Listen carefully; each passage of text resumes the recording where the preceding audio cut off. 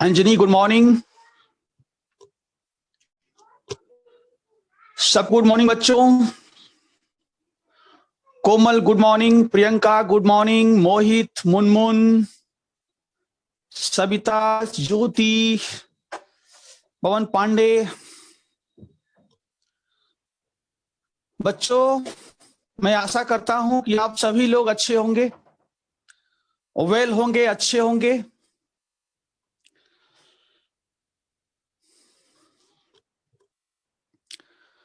और कल के क्लास में हम लोग कहां तक चर्चा किए थे, कृपया हमें बताइए।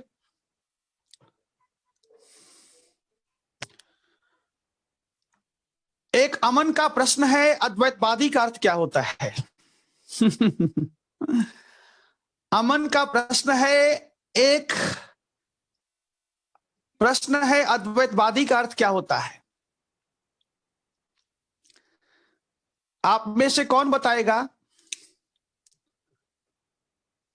अद्वैतवादी।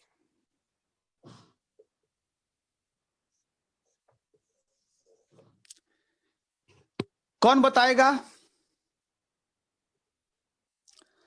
चलिए, इसका अर्थ कौन बताएगा?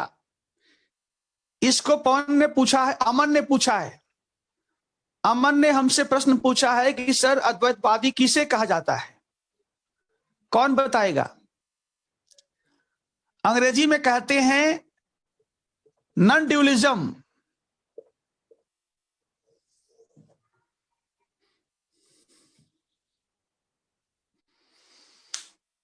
ट्राई कीजिए, कोशिश कीजिए, कौन बताएगा? मुनमुन, आप बताइए, अद्वैतवाद का अर्थ क्या होता है? जल्दी करिए, अद्वैतवाद का अर्थ क्या होता है?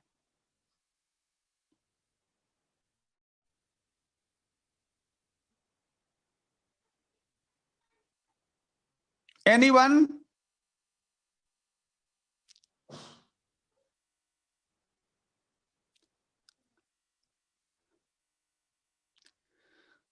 देखिए,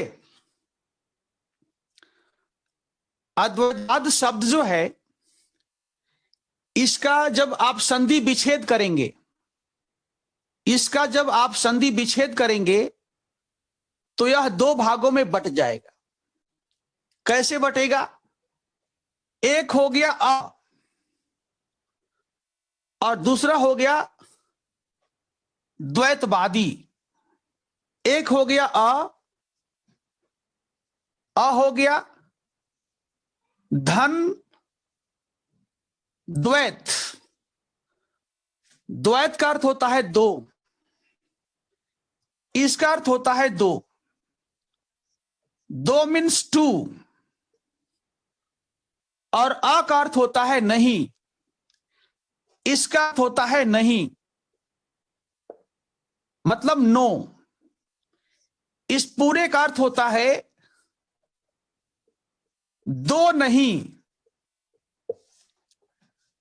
केवल एक, केवल एक।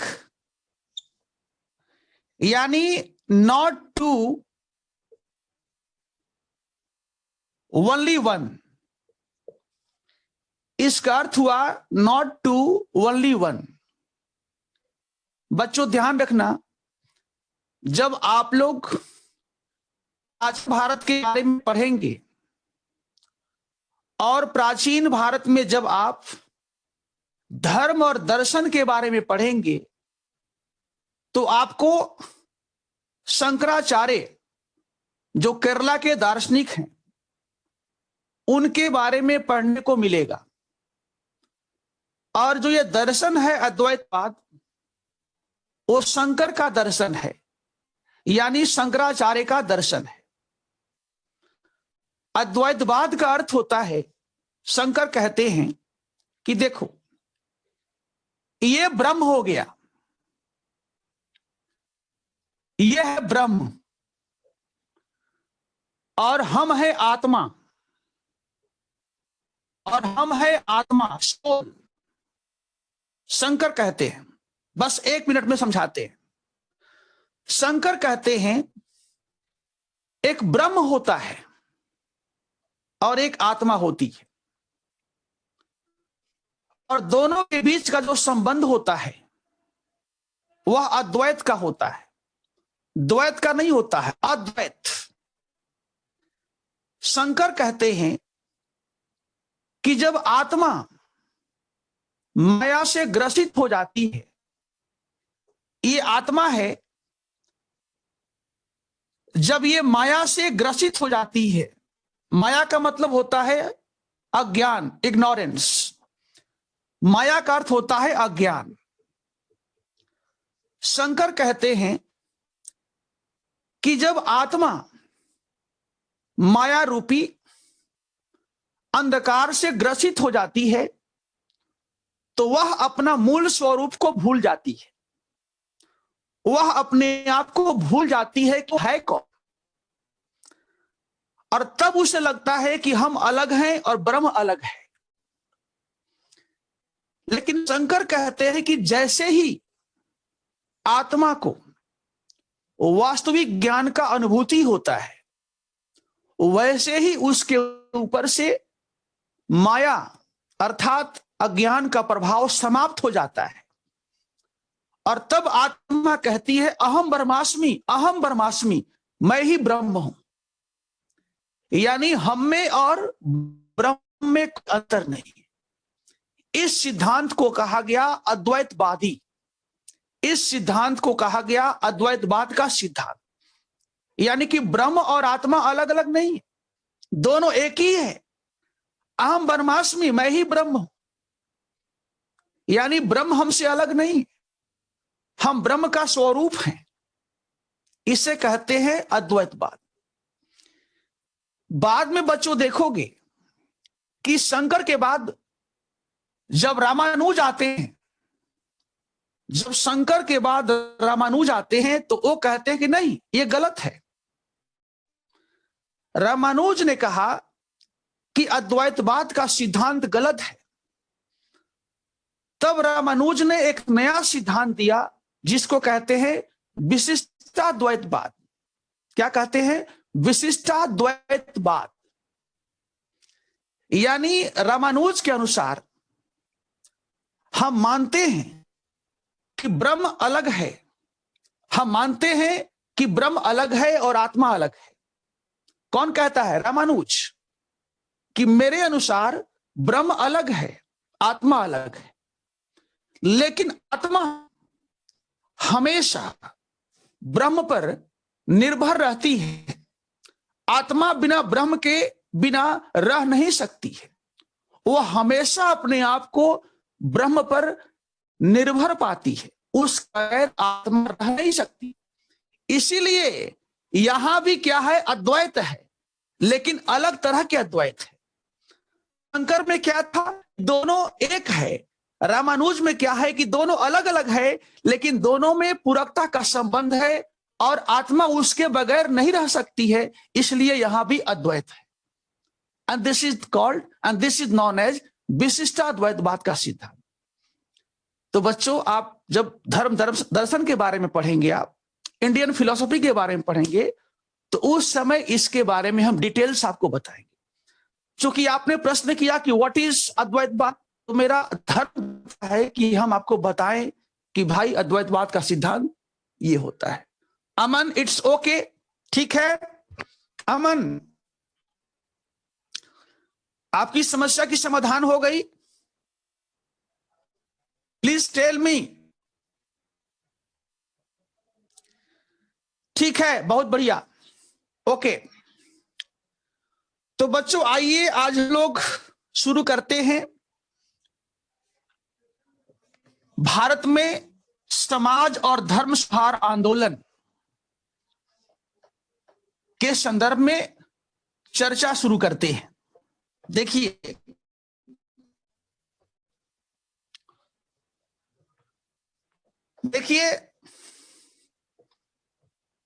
आप लोग की समस्या पर कल हमने गहन विचार किया,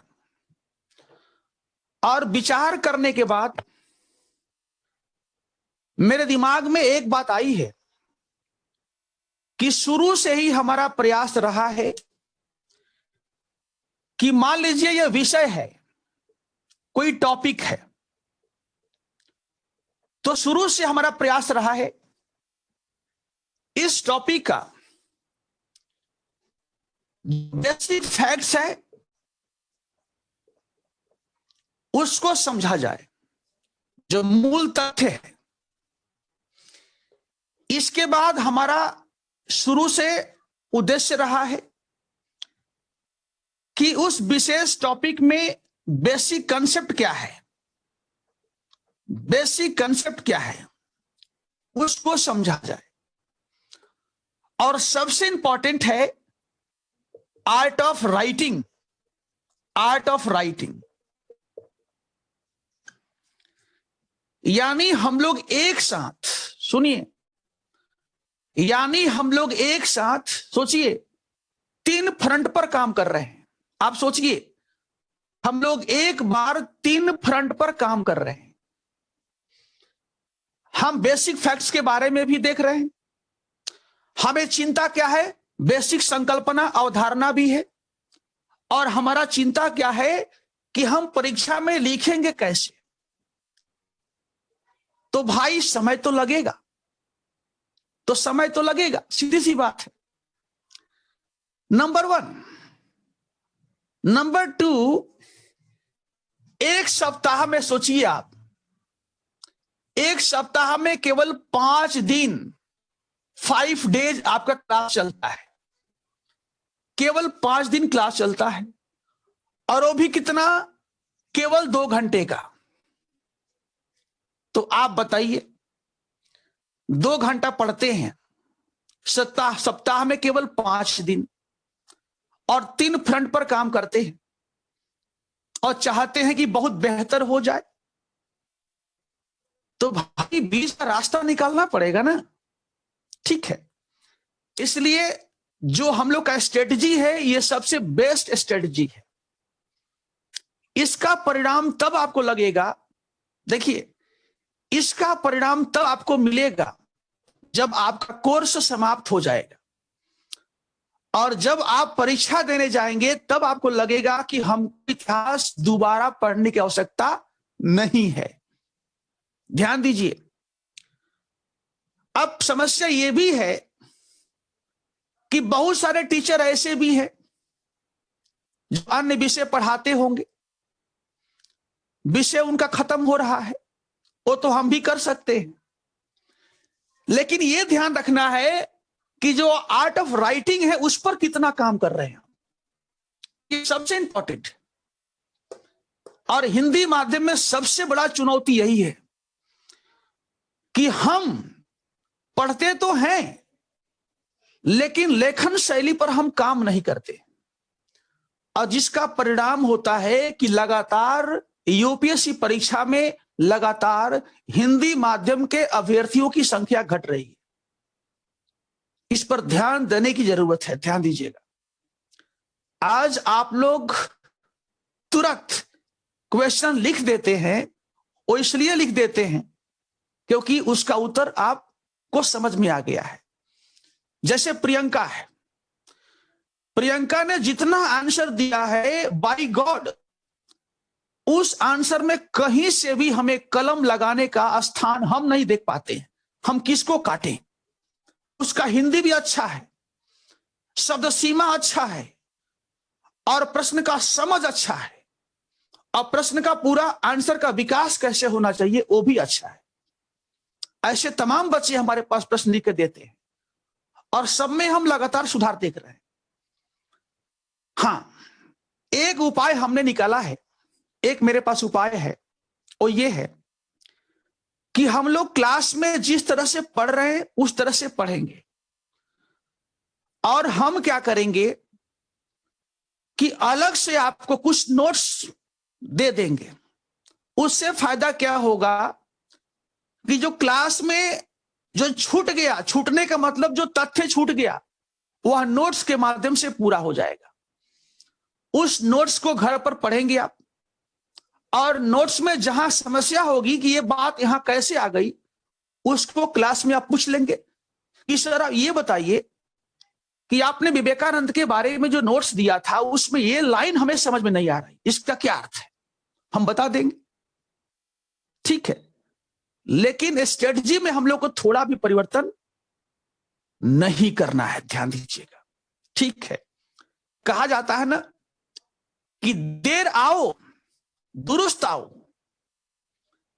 यानी हम लेट आएंगे लेकिन बेहतर तरीका से आएंगे, फिर पीछे मुड़ने की जरूरत नहीं होगी, ध्यान दीजिएगा, ठीक है। और ये ऑप्शनल है, इसमें हमारा लक्ष्य क्या है, 280 प्लस, 280 प्लस।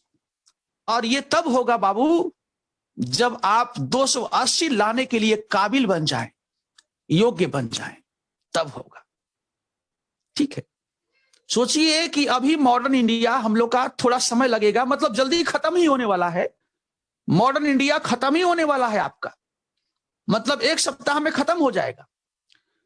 फिर भी सोचिए कि आपके पास करीब 100 क्वेश्चंस आ चुके होंगे, जहां तक मुझे लगता है कि आपको हमने करीब 100 प्रश्न दे दिए, सोचिए।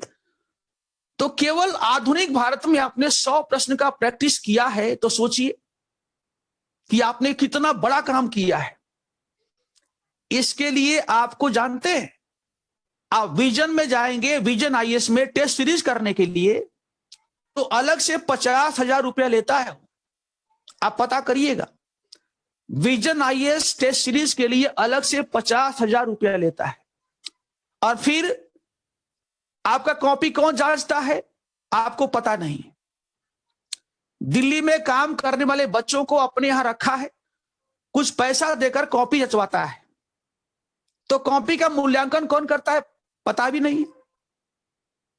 इससे क्या होगा कि आपको अलग से टेस्ट सीरीज करने की जरूरत नहीं पड़ेगी, यानी धन का बचत भी, समय का बचत भी और टेंशन का बचत भी, ठीक है।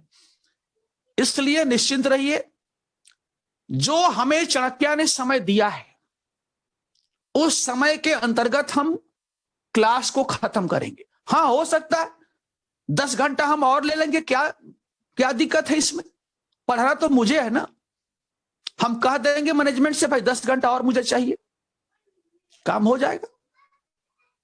इसलिए आपको सीखने पर अधिक जो है चिंता करना है कि हम कितना बेहतर सीख रहे हैं, हम पहले कहां थे अब कहां पर। चलिए,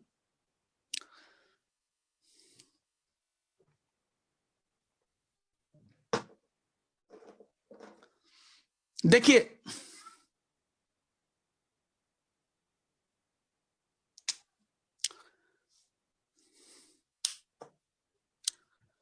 आज सबसे पहले हम चर्चा करते हैं कि 19वीं सेंचुरी में भारत में जो धर्म प्लस समाज सुधार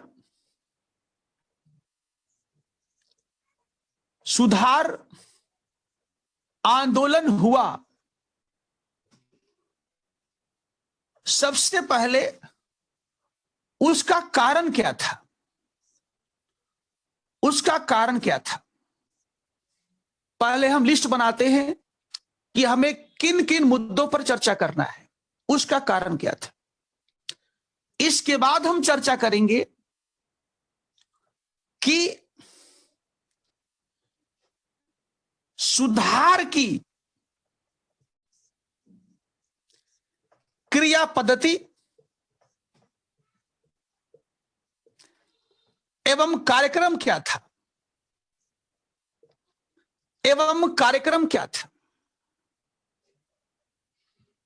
इसके बाद हम चर्चा करेंगे कि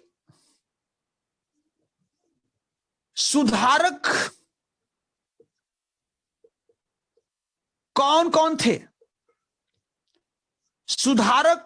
थे, यानी समाज और धर्म में जो सुधार करना चाहते थे वे लोग कौन थे। इसके बाद हमारा चर्चा का विषय होगा कि धर्म और सुधार आंदोलन के स्वरूप क्या था, उसका प्रकृति क्या था। इसके बाद इसका सीमाएं क्या थी, यानी भारत में जो पुनर्जागरण हुआ उसकी सीमाएं क्या थी। इसके बाद हम चर्चा करेंगे कि भारतीय समाज सुधार आंदोलन यूरोपीय पुनर्जागरण से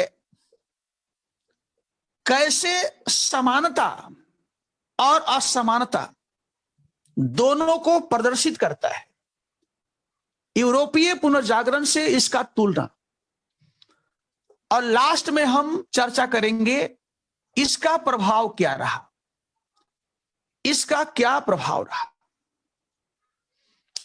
यानी आज का हमारा विषय होगा 1, 2, 3, 4, 5, 6 एंड 7। 7 पॉइंट्स आज हम चर्चा करेंगे जब तक हमें समय मिलता है। समय मिला तो और आगे हम बढ़ जाएंगे, इट्स ओके। तो बी रेडी, ठीक है। सबसे पहले आप हेडिंग डालिए कि भारत में धर्म और समाज सुधार आंदोलन के कारण, इसको हेडिंग बनाइए सबसे पहले, क्योंकि यहां से एक प्रश्न आएगा, राइट। तो इसको हेडिंग बनाइए।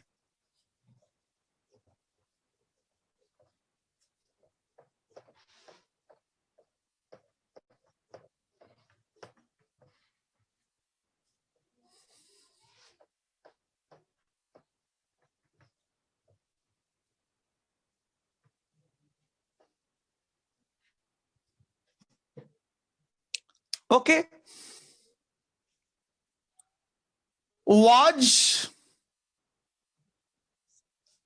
the socio-religious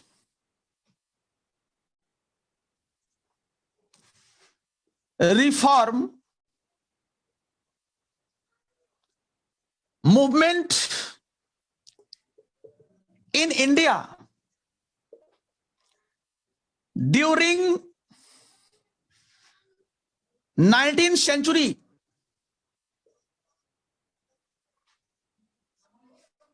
a Western creation?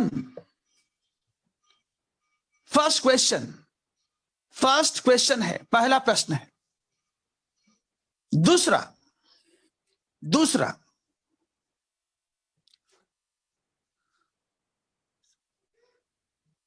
the socio-religious reform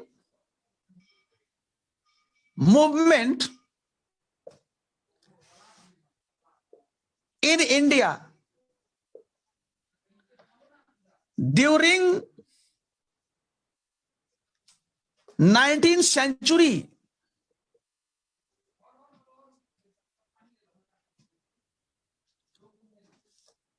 came to emerge from within as a response to the challenges of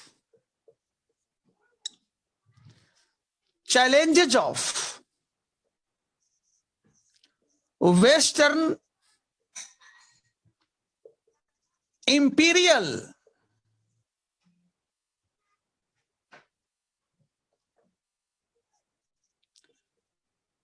cultural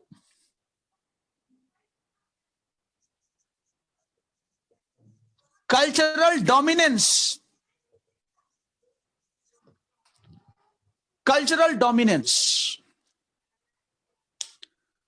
दो प्रश्न आपके समक्ष हमने प्रस्तुत कर दिए। Please right fast. आपको दिखाई दे रहा होगा, मुझे लगता है कि आप सभी को दिखाई दे रहा होगा। ठीक है, तो जल्दी से जल्दी इसे नोट कीजिए, जितना जल्दी हो सके, क्योंकि हमारी गति और आपकी गति। वेरी गुड प्रियंका, आपने लिख लिया। चलिए जल्दी से जल्दी इसका मैं हिंदी बोलूंगा, पहले लिखो इंग्लिश में। ये आप लोग को डबल बेनिफिट है। ये कहिए भगवान को शुक्रगुजार कहिए कि थोड़ा बहुत मुझे अंग्रेजी भी आती है थोड़ा बहुत मुझे अंग्रेजी भी आती है, और इसका फायदा मैं चाहता हूं आपको मिलना चाहिए। ठीक है, अब मैं इसका हिंदी बोल रहा हूं। लिखिए, was the socio-religious reform movement in India during 19th century a Western creation? क्या 19वीं सदी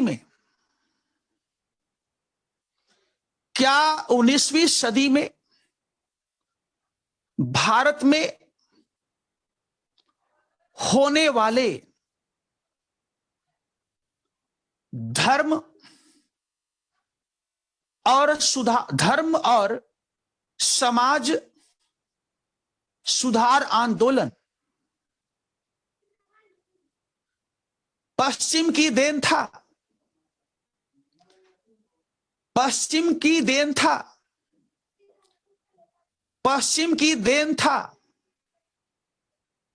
टिप्पणी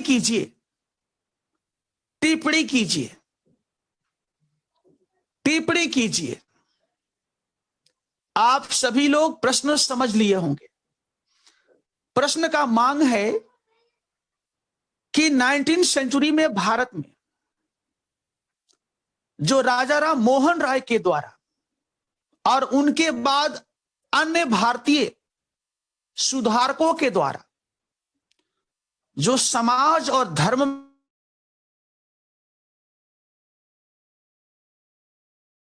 में पश्चिम का देन था, क्या वह बिना उनके सहयोग के संभव नहीं था? इस प्रश्न का उत्तर आपको देना है। ये पहला प्रश्न है। दूसरा प्रश्न, the socio religious reform movement in India during 19th century came to emerge from within as a challenge, as a response to the challenges of Western imperial cultural dominance. लिखिए, 19वीं सदी में भारत में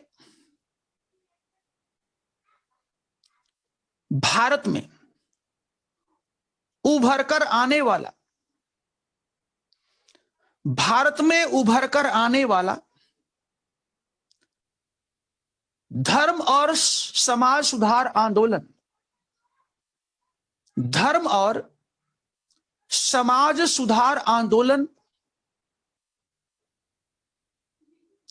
वास्तव में पश्चिम के साम्राज्यवादी सांस्कृतिक सर्वोच्चता, वास्तव में पश्चिम के साम्राज्यवादी सांस्कृतिक सर्वोच्चता के विरुद्ध, सर्वोच्चता के चुनौती के विरुद्ध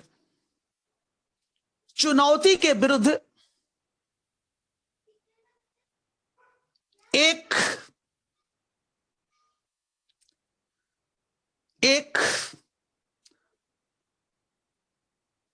जवाब था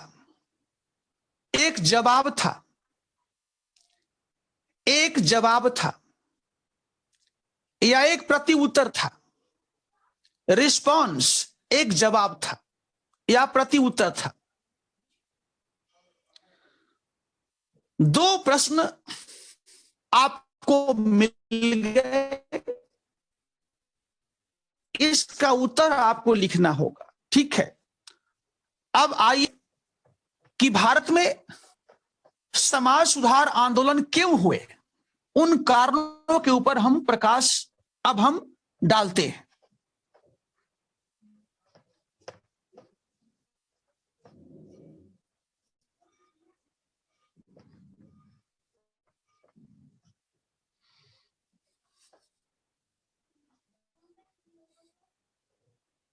ठीक है,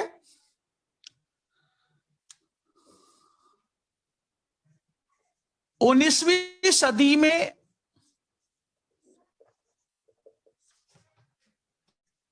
भारत में धर्म समाज सुधार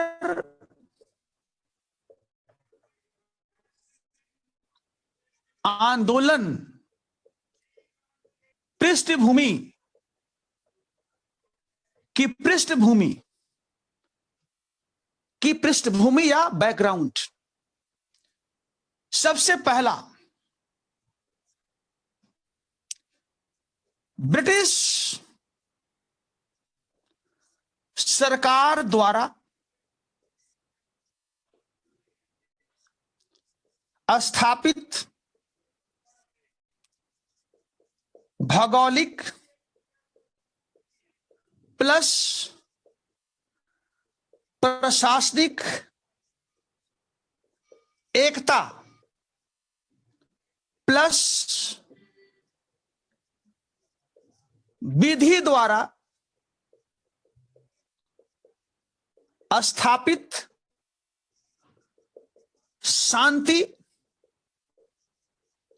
सुरक्षा व्यवस्था, ये पहला कारण है। दूसरा कारण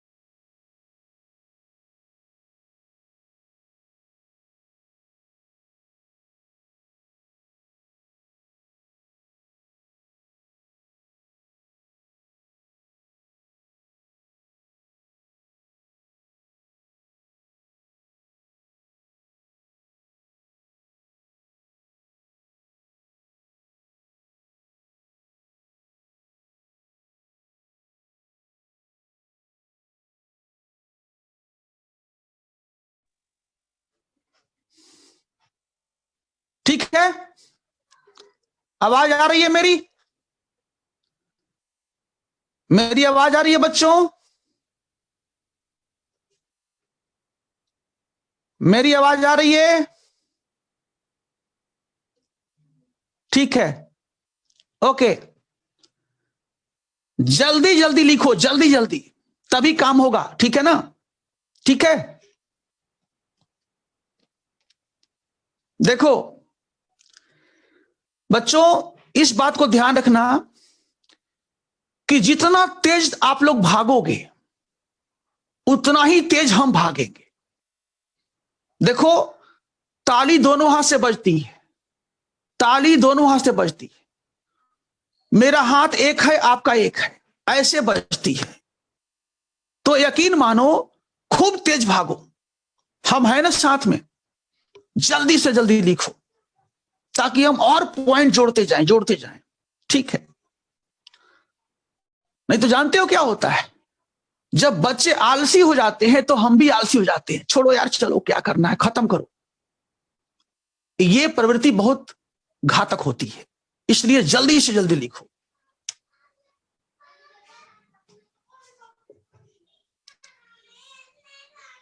ईसाई मिशनरियों द्वारा भारतीय धर्म और संस्कृति का निंदा करना।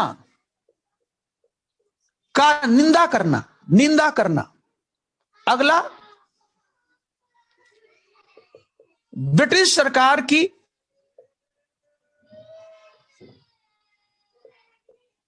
आर्थिक हित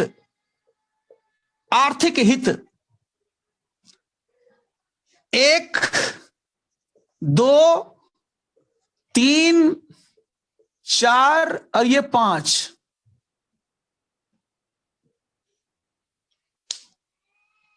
हो गया?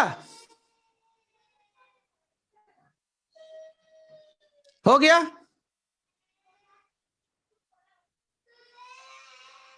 हो गया? अब आप 1 मिनट के लिए रुकिए, यहां पर इसको समझा लेते हैं, फिर अगला हम पॉइंट लेंगे। देखिए, जैसा कि आप जानते हैं कि 1707 में अंतिम मुगल शासक औरंगजेब की मृत्यु हो जाती है, और उसके मृत्यु के बाद जो मुगल साम्राज्य है वह बिखरने लगता है। मुगल साम्राज्य बिखरने लगता है और पूरे हिंदुस्तान में छोटे छोटे राज्य स्थापित हो जाते हैं। छोटे छोटे राज्य स्थापित हो जाते हैं। छोटे छोटे राज्य स्थापित हो जाते हैं, यानी हिंदुस्तान की जो भौगोलिक एकता है वह समाप्त हो जाती है। हिंदुस्तान की जो प्रशासनिक एकता है वो समाप्त हो जाती है। जो विधि व्यवस्था में एकता है वो समाप्त हो जाती है, और उसका परिणाम होता है कि भारत के आंतरिक क्षेत्रों में आपसी कलह, षड्यंत्र होता रहता है, और दूसरी ओर सीमांत क्षेत्र से कभी नादिर शाह के द्वारा आक्रमण, तो कभी अहमद शाह अब्दाली के द्वारा आक्रमण, जिसका परिणाम होता है कि पलासी के वॉर से पहले भारत में न तो भौगोलिक एकता, न तो प्रशासनिक एकता, और न ही शांति और सुरक्षा। लेकिन अंग्रेजों ने क्या किया? पलासी के बाद हिंदुस्तान के क्षेत्रों को जीतना शुरू किया। बंगाल जीता, अवध जीता, मैसूर जीता, मराठों को जीता, कर्नाटक जीता, बोर्ड देखो, कर्नाटक जीता, निजाम को जीता, पंजाब जीता, राजस्थान पर प्रभाव स्थापित किया, यानी सबको जीत लिया। और जीतने के बाद पूरे हिंदुस्तान में एक हुकूमत दिया, दैट वाज ब्रिटिश एम्पायर। पूरे भारत में एक साम्राज्य हो गया जो फोर्ट विलियम से चलता था, और इसे चलाता था गवर्नर जनरल 1। इसके बाद ब्रिटिश साम्राज्य ने पूरे हिंदुस्तान में एक प्रशासनिक व्यवस्था कायम किया, पूरे हिंदुस्तान में एक विधि व्यवस्था कायम किया, और पूरे हिंदुस्तान में शांति स्थापित किया। दोनों तरीका से अब कोई विदेशी आक्रमण नहीं होगा और भारत में आंतरिक कलह नहीं होगा। इसका फायदा हमें मिला। इसका फायदा किसको मिला? हमें मिला। हालांकि यह काम हमारे लिए नहीं किया था, ब्रिटिश सरकार ने यह काम हमारे लिए नहीं किया था, राजा राम मोहन राय के लिए नहीं किया था, अपने लिए किया था। लेकिन इसका हमें प्रभाव मिला, इसका हमें फायदा मिला। नंबर 1। नंबर 2, आप देखोगे कि शुरू से ही कुछ पश्चिम के विद्वान थे जो भारतीय संस्कृति में क्या अभिरुचि लेते थे, अभिरुचि लेते थे। उनका कहना था कि भारत में जो प्राचीन सभ्यताएं कायम थी, उनके समय में भी ज्ञान विज्ञान के क्षेत्र में अभूतपूर्व विकास हुआ, और ऐसे में हमें बिना वजह उनका निंदा नहीं करना चाहिए, उनसे सीखना चाहिए। क्योंकि हमसे पहले आर्यभट्ट ने विज्ञान के क्षेत्र में काम किया, हमसे पहले वारामिहिर ने खगोल विद्या के बारे में बताया, हमसे पहले भगवान बुद्ध के समय में प्राचीन भारत में गणतंत्र हुआ करता था। भगवान बुद्ध और महावीर का जन्म भी गणतंत्रों में ही हुआ था। इंग्लैंड में बाद में गणतंत्र स्थापित हुआ, लेकिन इंडिया में 6th सेंचुरी BC में गणतंत्र स्थापित हो चुके थे। बच्चों, ऐसे विद्वानों को प्राच्यवादी कहा गया। प्राच्य का मतलब होता है पूर्वी, प्राच्य का मतलब होता है पूर्वी। और ऐसे विद्वानों में देखोगे आप, विलियम जोन्स एक नाम हो गया, विल्किंस 2 नाम हो गया, हॉलहेड 3 नाम हो गया, डेविड हेयर 4 नाम हो गया, मैक्स म्यूलर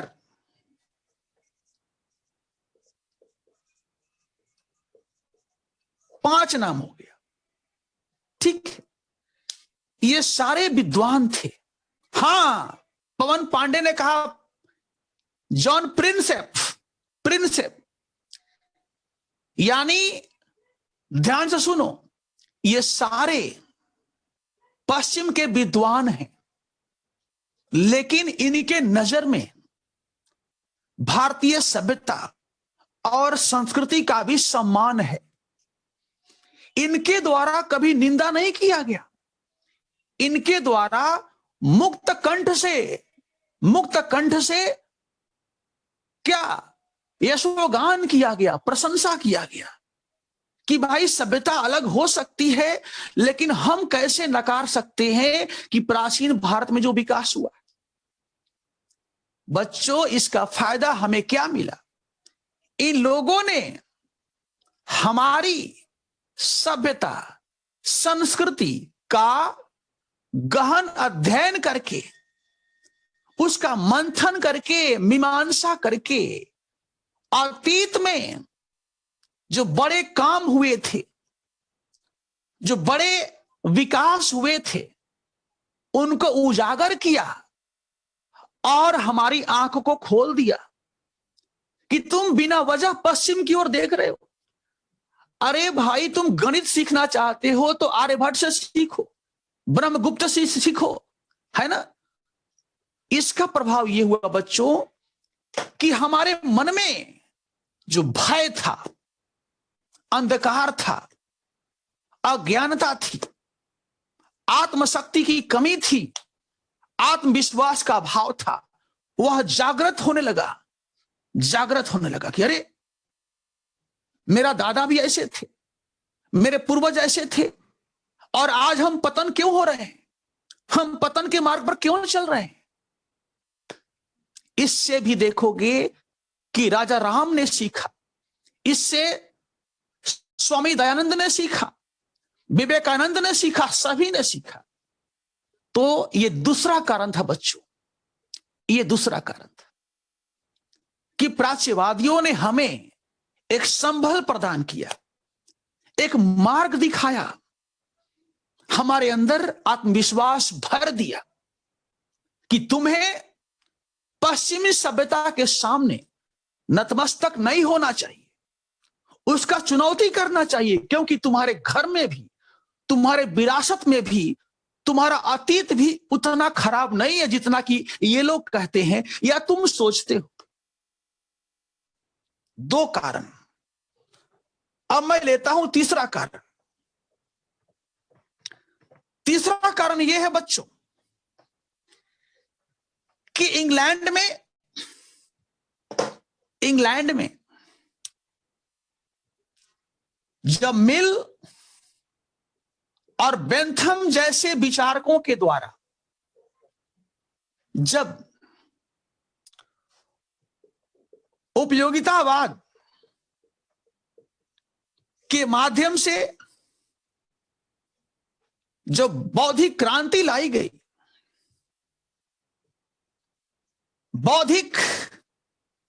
जब बौद्धिक क्रांति लाई गई और तर्क पर, विज्ञान पर जोर दिया गया, तो उसका परिणाम यह हुआ कि इंग्लैंड के प्रशासक और चिंतक भारतीय संस्कृति को निंदा करना शुरू कर दिया। उनका कहना था कि भारत में हमसे पहले जो राजनीतिक व्यवस्था थी वह कैसा थी? तानाशाही थी, तानाशाही थी। भारतीय शासक निरंकुश हुआ करते थे, निरंकुश हुआ करते थे। हमसे पहले भारत की जो अर्थव्यवस्था थी वह सामंती थी, यानी सामंतवादी थी। समाज वर्ण, जाति, धर्म, लिंग पर विभाजित था। शिक्षा परंपरागत था।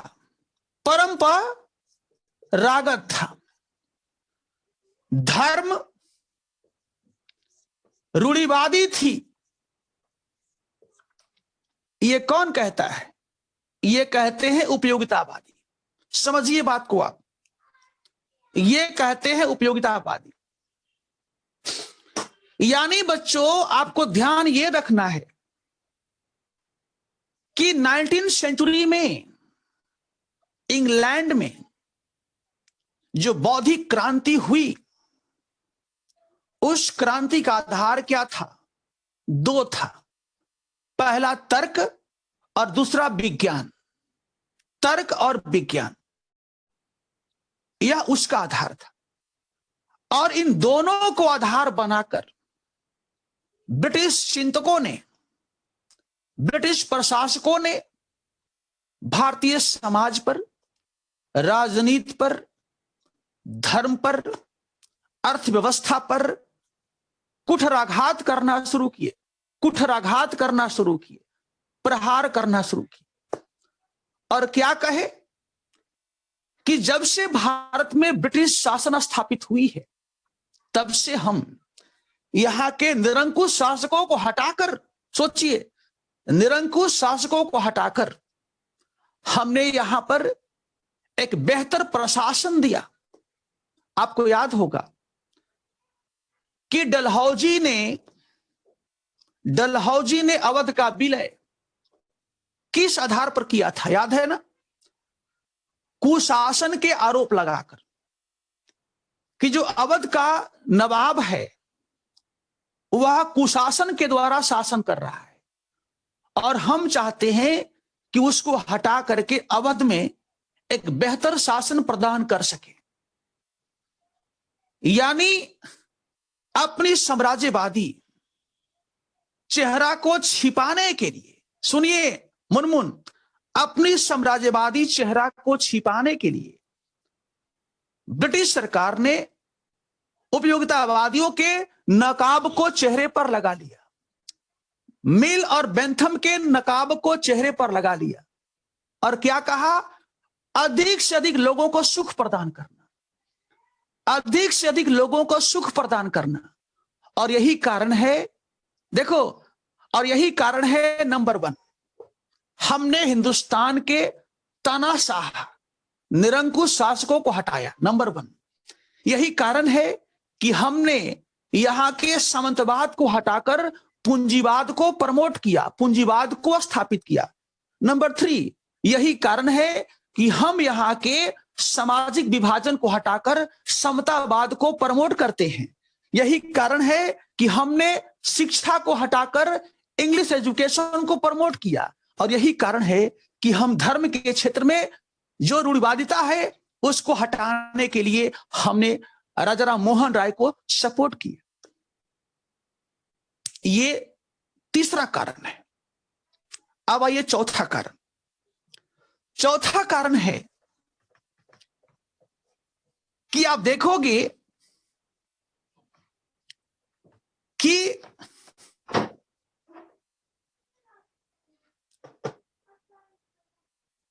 इतिहासकार लिखते हैं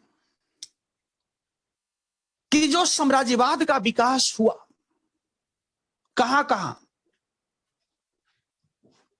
अफ्रीका में हुआ, अफ्रीका में हुआ। ऐसे देखो, ये उत्तरी अमेरिका हो गया, ये साउथ अमेरिका हो गया, ये यूरोप हो गया और ये अफ्रीका हो गया और ये आपका इंडिया है, ये इंडिया है। समझिए बात को। North America, south America, Africa, sorry Europe, ठीक है ना, और ये अफ्रीका और ये इंडिया। इतिहासकार लिखते हैं कि जो साम्राज्यवाद का विकास हुआ उसके 3 कारण थे। क्या क्या? ये हो गया गोल्ड, जी मीन्स गोल्ड। दूसरा गॉड, मतलब ईसाई धर्म का प्रचार करना। और तीसरा ग्लोरी, और तीसरा ग्लोरी। समझिए बात को। 3G, God, gold and glory. साम्राज्यवाद के विकास का 3 सबसे प्रबल कारण। गोल्ड का मतलब हो गया इंडिया का कच्चा माल, इंडिया का बाजार, इंडिया से रेवेन्यू प्राप्त करेंगे।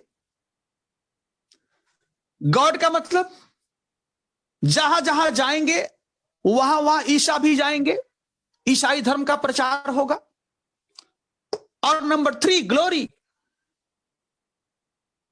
मेरे साम्राज्य में, क्या मेरे साम्राज्य में सूर्य कभी अस्त नहीं होता है। The sun never set in British empire. आप पढ़िएगा, जब फर्स्ट वर्ल्ड वॉर पढ़ेंगे तो आप देखेंगे कि उस समय यह भी एक कारण था साम्राज्यवाद।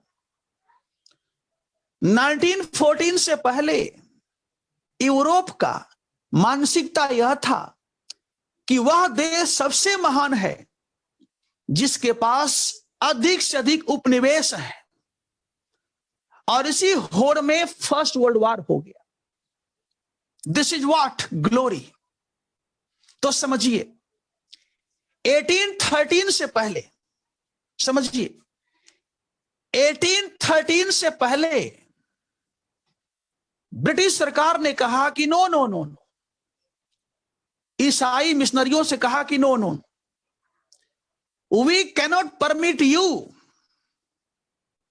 We cannot permit you to propagate Christianity in India. 1813 से पहले ब्रिटिश कंपनी की सरकार ने कहा कि नो भाई नो, अभी हम भारत में ईसाई धर्म के प्रचार करने का अनुमति आपको नहीं दे सकते हैं, क्योंकि हमें पता है कि हिंदुस्तान में समाज और धर्म कितना संवेदनशील विषय है, कितना सेंसिटिव इशू है। आप जाएंगे तो छेड़छाड़ करेंगे, और जब छेड़छाड़ करेंगे तो रिवोल्ट होगा, और रिवोल्ट होगा तो भैया अभी हम हिंदुस्तान में इतना स्ट्रांग नहीं है कि हम वहां के जनाक्रोश को हम दमन कर सके। और धर्म और संस्कृति का विषय इतना संवेदनशील है कि आपके छेड़छाड़ करने के कारण हमारे खिलाफ जनाक्रोश पैदा हो सकता है, और इसलिए आपको हम परमिट नहीं दे सकते। लेकिन 1813 में जब एक अधिनियम पारित किया गया, सुनो ध्यान से, ये बार बार प्रचार आ जा रहा है मेरे सामने। सबसे बड़ी दिक्कत यही है कि ये सब प्रचार करने लगते हैं, सामने आ जाता है, दिखता नहीं। 1813 के बाद ब्रिटिश सरकार ने हिंदुस्तान में ईसाई मिशनरियों को ईसाई धर्म के प्रचार करने का अनुमति प्रदान करती है, अनुमति प्रदान करती है, और हिंदुस्तान में ईसाई मिशनरियों का आगमन होने लगता है।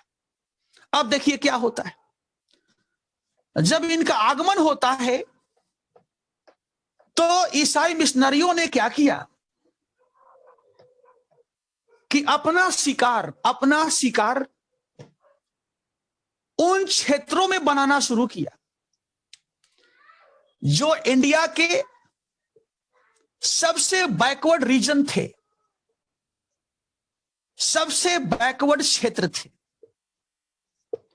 वहां पर इनका विस्तार होना शुरू किया, जहां पर ट्राइबल्स आदिवासी रहा करते थे, जहां पर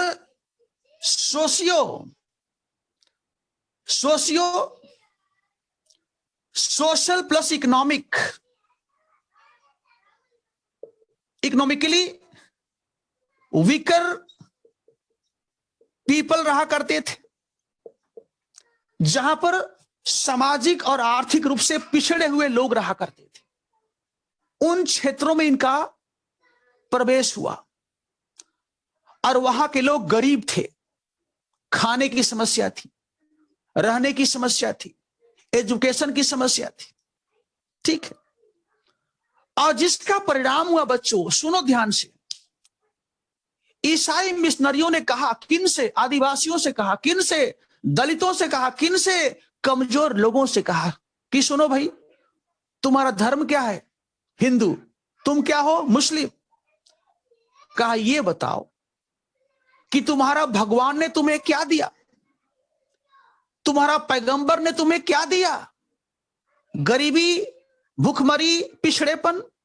तुम एक काम करो, यदि तुम लोग ईसाई धर्म को स्वीकार कर लेते हो तो नंबर 1, हम तुम्हें पैसा देंगे, नंबर 2, हम तुम्हें एजुकेशन की व्यवस्था देंगे, नंबर 3, हम तुम्हें हॉस्पिटल देंगे, नंबर 4, सरकारी नौकरी में भी हम तुमको प्रमोट कर सकते हैं, क्योंकि सरकार किसकी है? ईसाइयों की।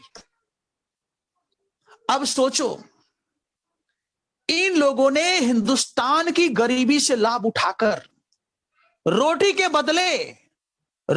बदले हमारे भगवान को छीन लिया, रोटी के बदले हमारे पैगंबर को छीन लिया।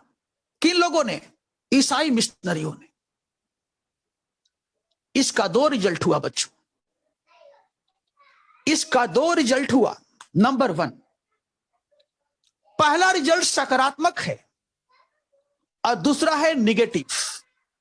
पहला सकारात्मक और दूसरा नकारात्मक। सकारात्मक क्या है? सकारात्मक है ये कि ईसाई मिशनरियों ने भारत में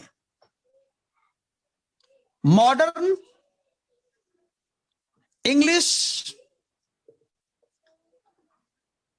एजुकेशन को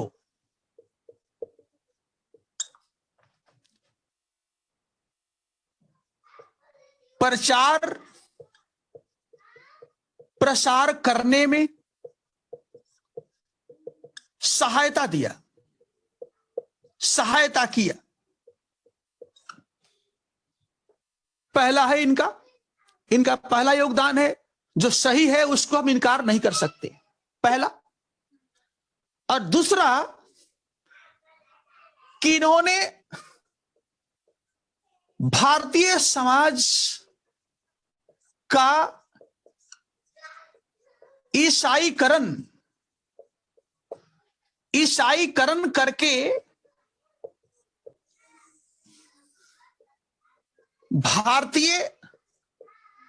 भारतीय लोगों के सामने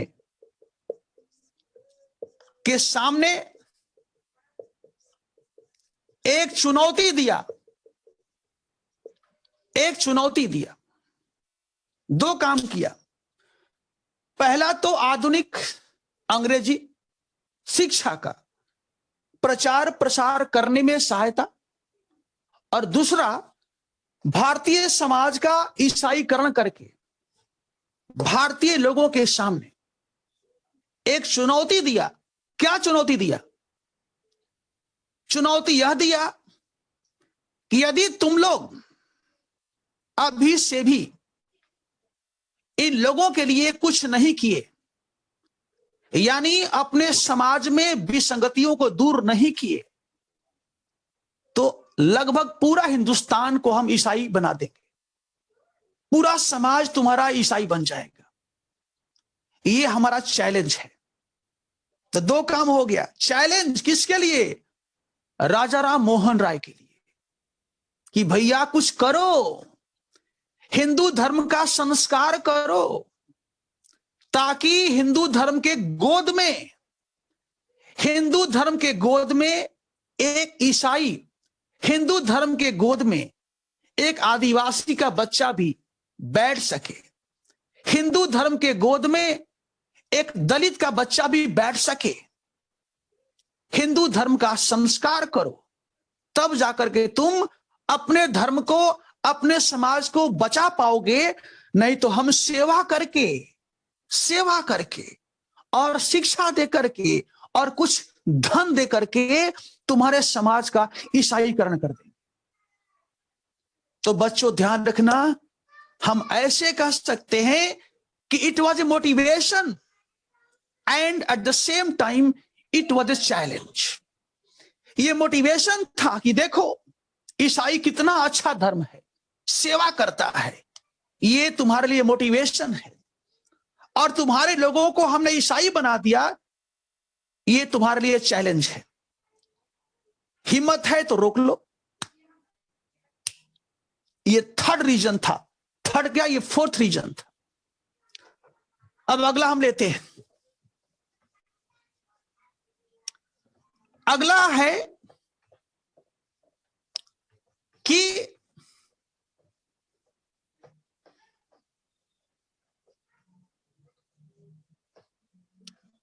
अगला क्या है? इसका अगला कारण है ब्रिटिश सरकार की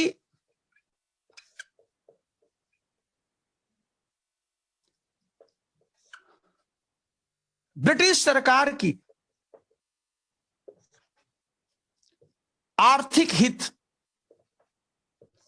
हित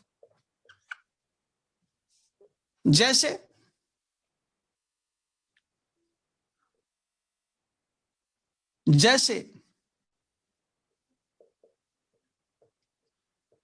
वाणिज्यवादी पूंजीवाद,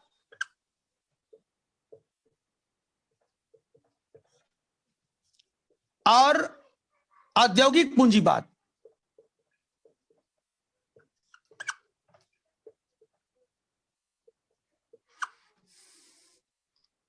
इन दोनों के लिए सरकार ने क्या किया?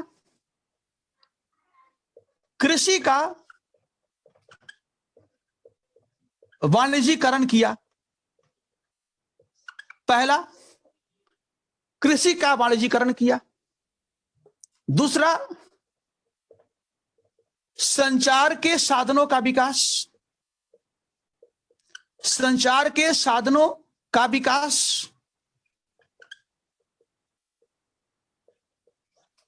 ठीक, इसका रिजल्ट क्या हुआ?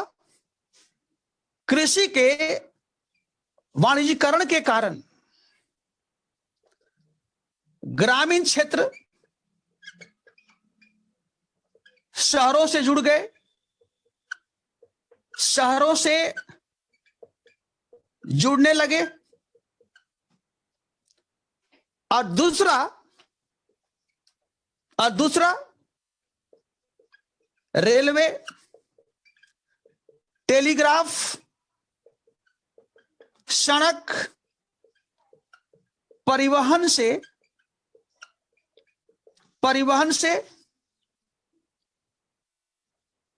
भौगोलिक,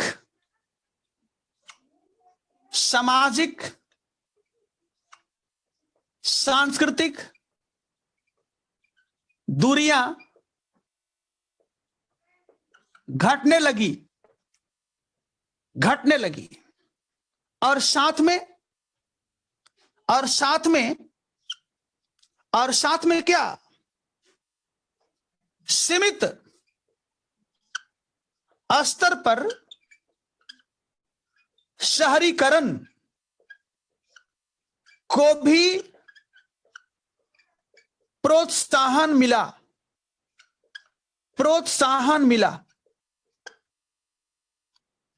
ठीक है, अब देखिए हेडिंग क्या है? ब्रिटिश सरकार की आर्थिक हित। ब्रिटिश सरकार की आर्थिक हित क्या है? औद्योगिक क्रांति से पहले जो ब्रिटिश सरकार की आर्थिक नीति थी वह क्या थी? वाणिज्यवादी पूंजीवाद। इसका मतलब हम अधिक से अधिक व्यापार करेंगे, अधिक से अधिक लाभ कमाएंगे। लेकिन इंग्लैंड में जब औद्योगिक क्रांति हो गई तो उसके बाद इंग्लैंड में आर्थिक क्षेत्र में क्या आ गया? औद्योगिक पूंजीवाद आ गया। जो औद्योगिक पूंजीवाद है वह कहता है कि हमें कच्चा माल चाहिए, हमें बाजार चाहिए। और इसके कारण ब्रिटिश सरकार को भारत में आर्थिक क्षेत्र में कई मूलभूत परिवर्तन करने पड़े, जिसमें पहला परिवर्तन था कृषि का वाणिज्यीकरण करना। इसका परिणाम क्या हुआ कि जो गांव है पहले कटे थे, पहले छंटे थे, पहले पृथक थे, पहले अलगाव का शिकार थे। अब गांव जो है शहरी केंद्रों से जुड़ने लगे, यानी पूंजीवाद का प्रवेश ग्रामीण क्षेत्र में भी हो गया। अब गांव में भी बाजार लगने लगे, मंडियां बनने लगी। इसका पहला प्रभाव। दूसरा प्रभाव हुआ कि सरकार ने संचार के साधनों का विकास भी किया। रेलवे, टेलीग्राफ, सड़क, है ना, इन सब का विकास किया। इसका परिणाम यह हुआ, नंबर 1, कि भारत में जो भौगोलिक दूरियां थी वह घटने लगी। जो सामाजिक विभाजन था वह कम होने लगा। जो सांस्कृतिक अलगाव था वो कम होने लगा। यानी इसका परिणाम यह हुआ बच्चों कि जब हम ट्रेन में जाते थे, रेलवे गाड़ी में जाते थे, तो हम, मान लो कोई ब्राह्मण है और कोई दलित है, दोनों साथ में बैठे। मान लो कोई ब्राह्मण है और कोई आदिवासी है, दोनों साथ में बैठे, आपस में बातचीत हो रही है। अब जो पढ़ा लिखा ब्राह्मण है वह अच्छा है, रूढ़िवादी से ग्रस्त नहीं है। उसने कहा कि भाई तुम्हारी समस्या क्या है? वह गरीब आदमी ने कहा कि खाने की समस्या है, हमारे यहां शिशु हत्या होती है, बाल विवाह होती है, तब उसने क्या कहा कि नहीं, ये गलत है, तुम्हें अपने समाज में इन चीजों को बंद कर देना चाहिए। बच्चों याद करो, यदि रेलवे नहीं होता, यदि रेलवे नहीं होता तो कदाचित जिस आदर्श को, जिस प्रतिमान को राजा राम मोहन राय ने स्थापित किया था, वह बंगाल से बाहर नहीं जा पाता, बंगाल तक ही सीमित रह जाता, और कदाचित हिंदुस्तान में समाज और धर्म सुधार आंदोलन नहीं होता। तो ये हो गया। इसके अलावे आधुनिक संचार के विकास के कारण सीमित स्तर पर ही सही, लिमिटेड शहरों का भी विकास होना शुरू हुआ। यदि कोई राष्ट्रवादी सरकार होती तो शहरीकरण बहुत तेजी से होता, लेकिन हमारे यहां नहीं हुआ, क्योंकि जो सरकार है वह राष्ट्रवादी नहीं है, साम्राज्यवादी है। तो यह कारण हो गया। अब अगला कारण बताओ क्या था? अगला कारण बताओ क्या था? जल्दी बोलो।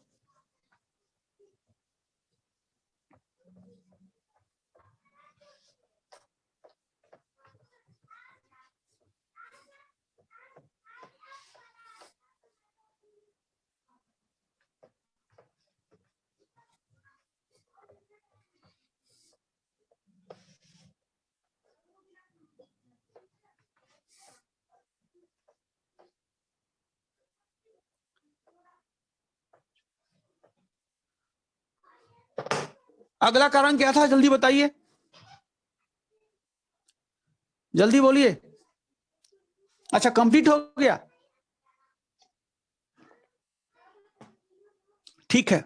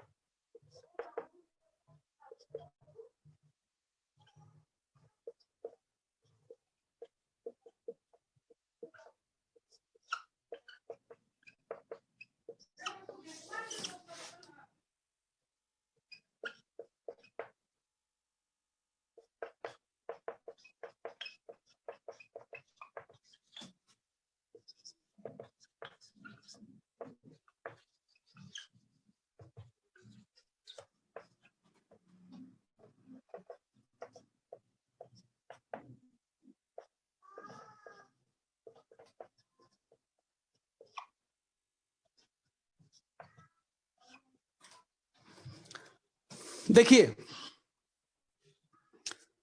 यहां से समझिए, मार्च 1835 मैकाले के द्वारा भारत में बेंटी के सहयोग से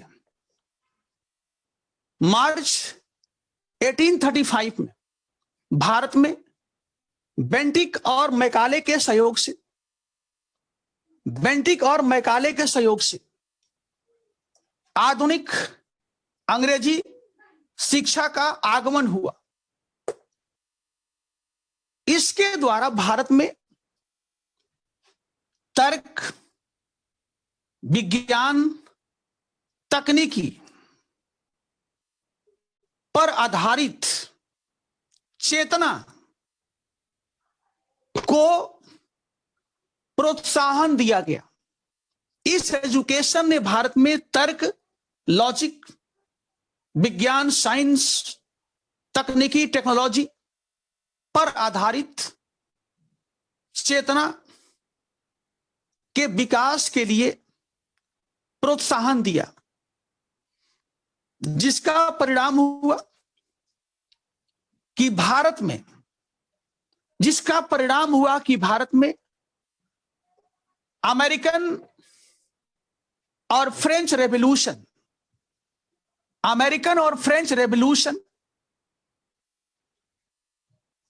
John Locke, Rousseau, Voltaire, Montesquieu, Copernicus, Newton से संबंधित महान विचारधारा से संबंधित श्रेष्ठ विचारधारा के आगमन के लिए मार्ग प्रशस्त हो गए, खुल गए, जिसका परिणाम हुआ तर्क बुद्धिवाद, मानवतावाद, समतावाद, लोकतांत्रिक चेतना, धर्मनिरपेक्षता जैसे उत्तम विचारधारा भारतीय समाज में धीरे ही सही प्रतिष्ठित होने लगे और उसका परिणाम हुआ कि भारतीय समाज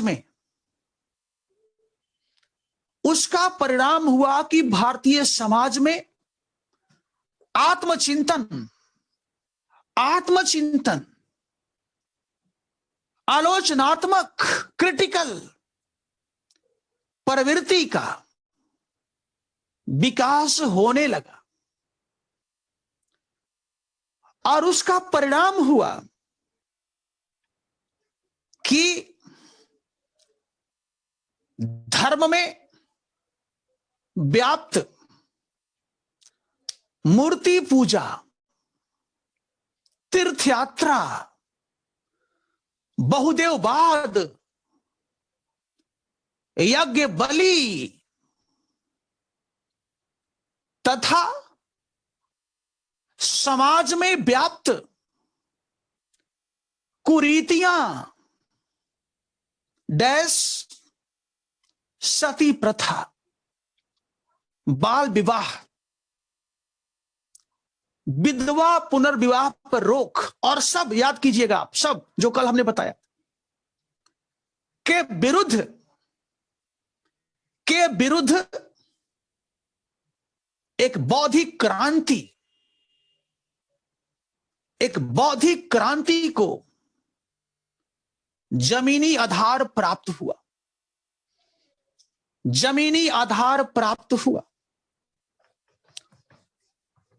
परिणाम स्वरूप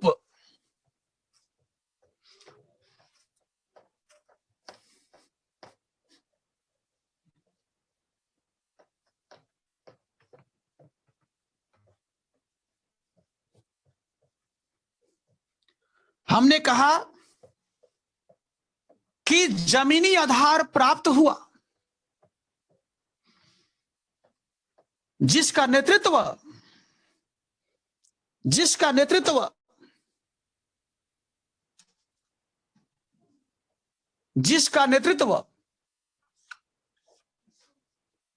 राजा राम मोहन राय, ईश्वर चंद्र विद्यासागर, स्वामी दयानंद,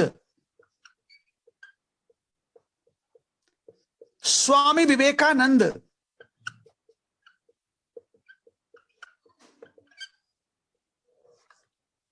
सर सैयद अहमद खान जैसे आधुनिक शिक्षा प्राप्त मानवतावादी विचारकों के द्वारा किया गया। आधुनिक शिक्षा प्राप्त मानवतावादी विचारकों के द्वारा किया गया, फुल स्टॉप। तो आप समझ लिए होंगे कि भारत में जो समाज और धर्म के क्षेत्र में सुधारवादी आंदोलन हुआ, उसमें भारत में अंग्रेजी शिक्षा का आगमन का कितना महत्वपूर्ण योगदान था। और मेरा लास्ट पॉइंट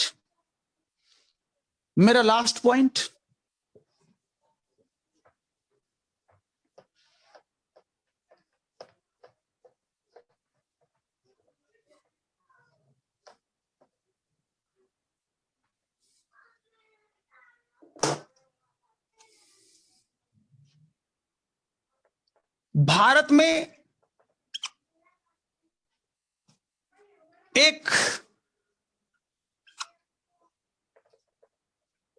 बुद्धिवादी,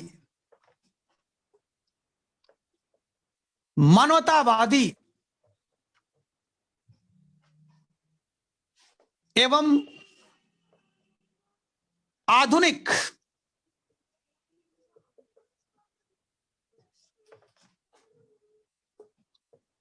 मध्य वर्ग का उदय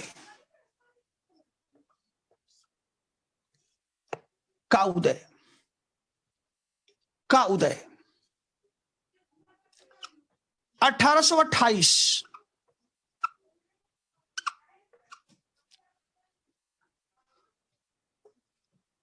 I regret to say that the present religion followed by Hindus is not well calculated to serve their political interest.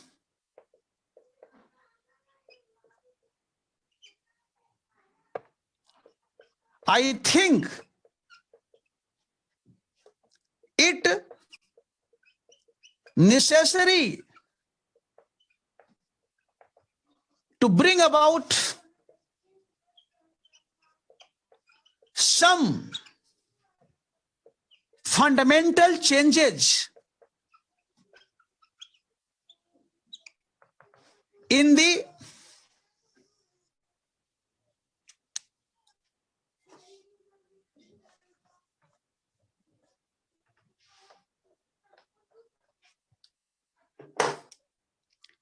in the religion,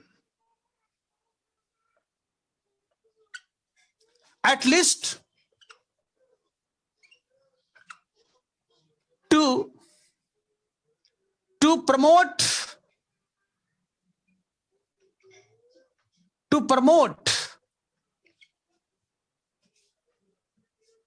the political plus social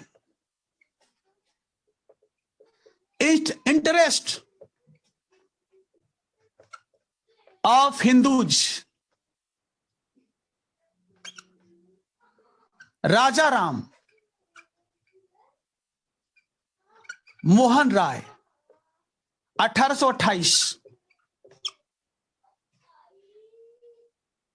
सोचिए, सारी दुनिया कहती है कि राजा राम मोहन राय एक समाज सुधारक थे, एक धर्म सुधारक थे, लेकिन इस कथन में कहीं भी धर्म के बारे में कुछ नहीं कहा गया। इस पूरे कथन में केवल कहा गया पॉलिटिकल,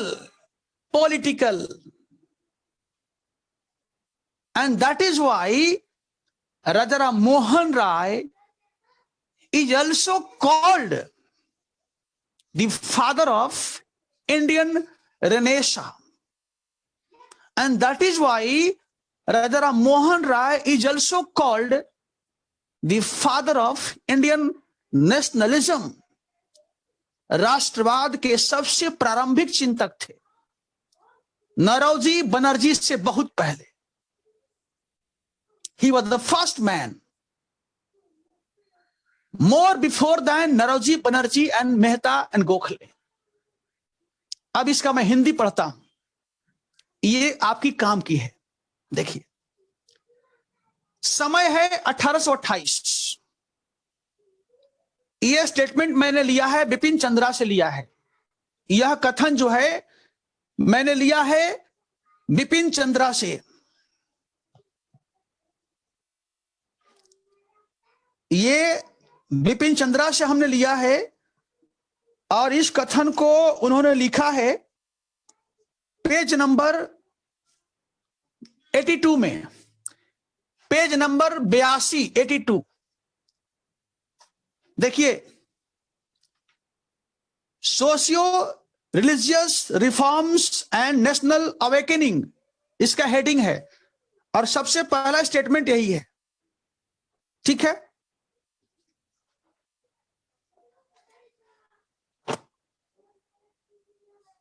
सुनिए ध्यान से। 1828 में राजा राम मोहन राय क्या कहते हैं? आई रिग्रेट टू से, मुझे कहने में दुख होती है। सुनिए ध्यान से, बहुत बढ़िया बात कहते हैं। The present religion followed by Hindus, वर्तमान में जिस धर्म को हिंदू लोग मानते हैं, इज नॉट वेल कैलकुलेटेड, वह उतना बेहतर नहीं है to serve their political interest, उनके राजनीतिक स्वार्थ को पूरा करने के लिए यह काफी नहीं है। आगे क्या लिखते हैं? आई थिंक, मैं सोचता हूं, नेसेसरी, आवश्यक, to bring about some fundamental changes, मैं समझता हूं कि हिंदू धर्म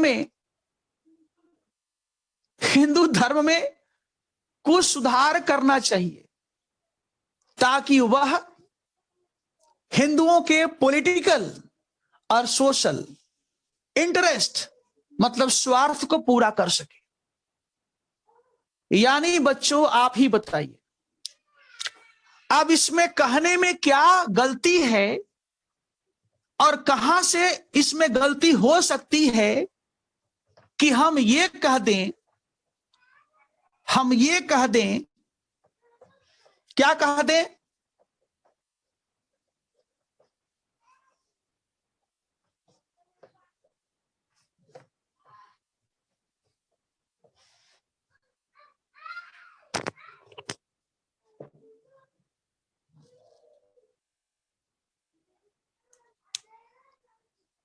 उजाला में बोलता हूं, घबराओ नहीं।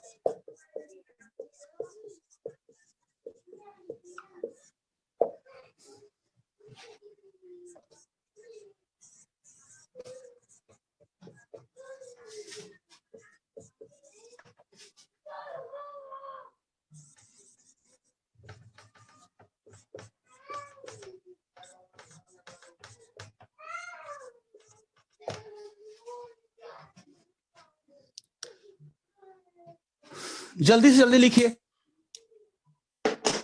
Right fast.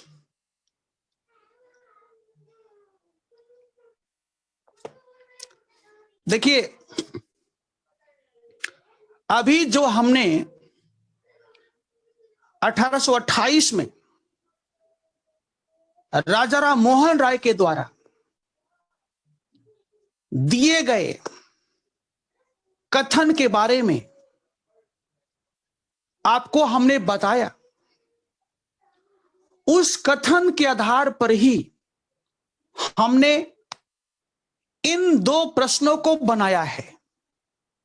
उस कथन के आधार पर ही हमने इन दोनों प्रश्नों को बनाया है। और ये दोनों प्रश्न 2 questions for UPSC, for coming UPSC, चाहे 21 में हो या 22 में हो या 23 में हो, तीनों में ये काम करेगा। मुनमुन स्पीड अधिक नहीं है। 1 महीना से पढ़ रहे हो, स्पीड को बढ़ाओ, ठीक है, तभी काम हो पाएगा। एक और आप लोग कहते हो कि सर थोड़ा सा कोर्स पीछे चल रहा है, एक और कहते हो स्पीड बढ़ रहा है। Both are not possible, both are not possible, okay?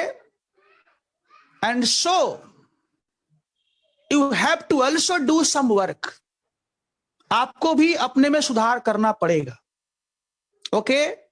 तभी जाकर के काम आगे बढ़ेगा, राइट? क्योंकि सोचो, आज हमने 4 क्वेश्चन दे दिया, अभी मेरे पास आधे घंटे की समय है, अभी 2-3 प्रश्न और डालेंगे हम। दोनों काम कैसे होगा? चाहते हो रोज सर 10 क्वेश्चन दे दे, कोर्स भी खत्म हो जाए, हो जाएगा। हम प्रश्नों की संख्या कम कर देंगे। Do work. आपने लिख लिया, हो गया? प्लीज टेल मी, आपने इन प्रश्नों को लिख लिया?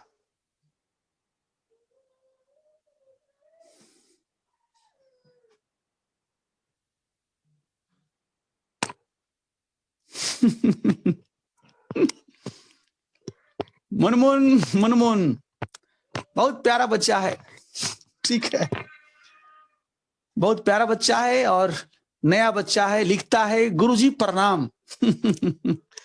Bajura, how are you? Munmun लिखता है गुरुजी प्रणाम। बहुत अच्छा लगता है सुबह सुबह, सुबह सुबह जब मैं इसका मैसेज देखता हूं बहुत अच्छा लगता है। ठीक है मुनमुन, घबराओ नहीं, ठीक है। एक बार आप लोगों ने मेरा नंबर ले लिया है और जो मैंने नंबर दिया है वह मेरा ओरिजिनल नंबर है, सबसे पुराना नंबर है। तो आप लोग हमसे जुड़ गए हो और जब तक आप पास नहीं करोगे तब तक आप हमारे साथ जुड़े रहना। कहीं परेशानी होगी, कभी होगी, एक लिख के डाल देना कि सर टाइम मिले तो जरा हमको फोन कर लेना। मेरा प्रश्न ये है, मैं आपको फोन कर लूंगा, डोंट वरी। बस लिख के डाल देना कि sir this is my question, if you have time you should tell me. जब मुझे समय मिलेगा आई विल कॉल यू, ठीक है, घबराना नहीं है, राइट? देखिए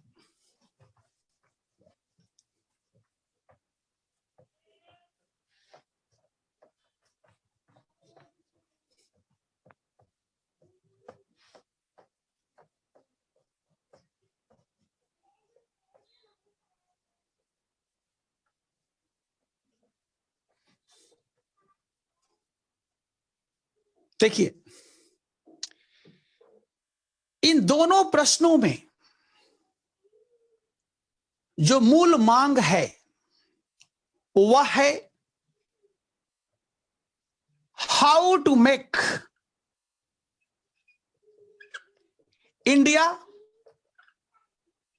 एज ए नेशन। इन दोनों प्रश्नों में मूल मांग यही है, भारत को एक राष्ट्र कैसे बनाना है। यानी दोनों का मूल मांग है राष्ट्रवाद, ध्यान दीजिए। और दूसरी ओर जो 19वीं सेंचुरी में समाज और धर्म में सुधारवादी आंदोलन हुआ, उसका उद्देश्य भी यही है, उसका उद्देश्य भी यही है। कैसे यही है? जो राष्ट्रवाद है वह कहता है कन्याकुमारी से लेकर, राष्ट्रवाद कहता है, यह कहता है कि कन्याकुमारी से लेकर कश्मीर तक भारत हमारा है। कन्याकुमारी से लेकर कश्मीर तक भारत हमारा है, यह कौन कहता है? राष्ट्रवाद कहता है।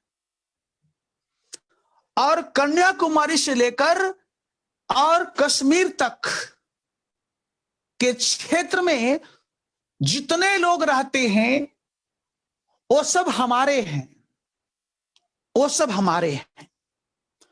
इसमें न तो कोई हिंदू है और न तो कोई मुस्लिम है, but both are first Indian. ये दोनों सबसे पहले इंडियन हैं, न तो हिंदू न तो मुसलमान, ये दोनों भारतीय हैं। ये कौन कहता है? राष्ट्रवाद कहता है। आगे क्या है? आगे ये कहता है राष्ट्रवाद कि न तो कोई ब्राह्मण है, न तो कोई क्षत्रिय है, न तो कोई वैश्य है, न तो कोई शूद्र है, न तो कोई अछूत है, अनटचेबल, न तो कोई दलित है और न तो कोई ट्राइबल है। वो सब क्या है? भाई भाई है। हिंदू धर्म में कोई भी आदमी क्षत्रिय, ब्राह्मण, शूद्र, वैश्य, आदिवासी, दलित नहीं है। वो सब भाई भाई। नंबर 1, हिंदू धर्म और मुस्लिम, ईसाई, इस्लाम में कोई अंतर नहीं है। मजहब नहीं सिखाता आपस में बैर करना। मजहब नहीं सिखाता आपस में बैर करना। विवेकानंद ने कहा कि मुझे एक ऐसा शरीर चाहिए जो शरीर हिंदू का हो और दिमाग मुसलमान का हो। ये कौन कहता है? विवेकानंद, एक हिंदू संत कहता है। I want a body which should be Hindu, okay, in body, but having Islam in mind. उसका दिमाग इस्लाम का होना चाहिए। ये कौन कहता है? राष्ट्रवाद कहता है। अब समस्या क्या है? समस्या ये है बच्चों, बस 1 मिनट का समय दो, समझ में आ जाएगा। समस्या ये है कि जब हिंदू धर्म के अंदर विरोध है बहुदेववादी कि हम इस देवता का पूजा करते हैं, तुम उस देवता का पूजा करते हो, तीर्थ यात्रा, पुरोहित, मूर्ति पूजा। नंबर 1, जब हिंदू समाज वर्ण, जाति, नस्ल, लिंग, क्षेत्र, धर्म, रंग इत्यादि आधार पर बटा हुआ है, तो ऐसा समाज कैसे कह सकता है कि कन्याकुमारी से लेकर और कश्मीर तक रहने वाले लोग हमारे भाई भाई? जब हिंदू मुसलमान एक साथ लड़ते हैं तो हम कैसे कह सकते हैं कि हम मजहब नहीं सिखाता आपस में बैर करना? इकबाल का वो शायरी है ना, आपको याद है? हम क्या बोलते हैं? हिंदुस्तान हमारा, ऐसे कुछ है ना शायरी उनका, आपको याद है? जरा बताइए ओ इकबाल साहब का, हम हिंदुस्तान हमारा, इस तरह से कुछ है, मुझे याद अभी नहीं आ रहा है। तो सोचिए, सारे जहां से अच्छा हिंदुस्तान हमारा है ना। बहुत बढ़िया, बहुत बढ़िया, आप लोगों ने बताया मुझे, बहुत बहुत धन्यवाद। तो राष्ट्रवाद का विचारधारा का डिमांड यही है, हम बुलबुले हैं इसके, हिंदुस्तान हमारा, बहुत बढ़िया, ठीक है।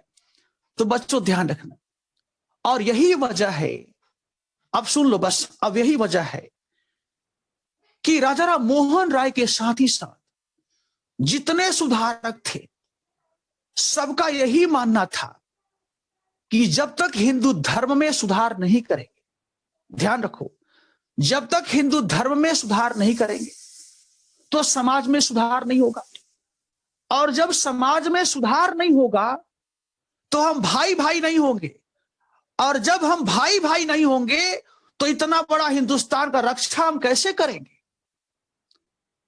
तो राजा साहब ने यही बात कहा कि सुनो, अभी तुम्हें अंग्रेजों से लड़ाई नहीं करना है, कारण कि तुम एक नहीं हो।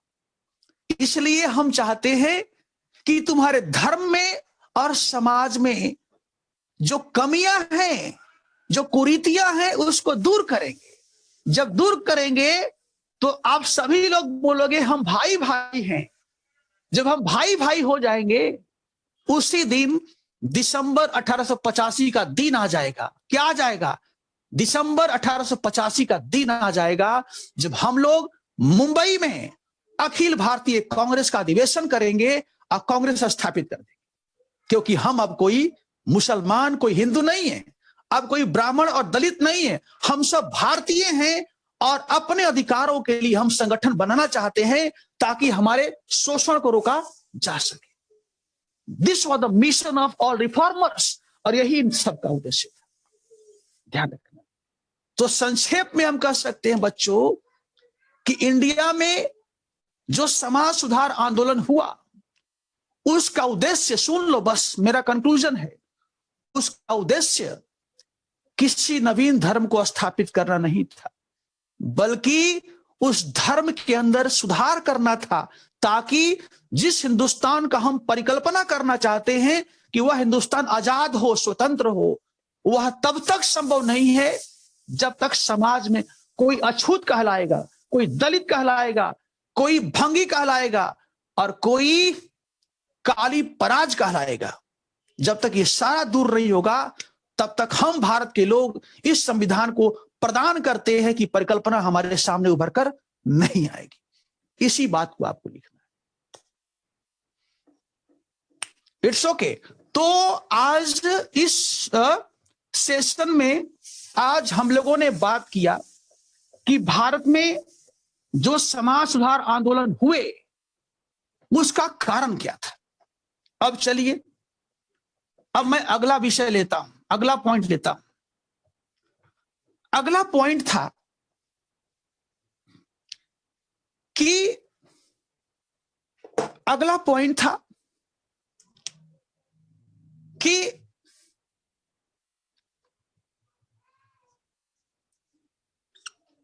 the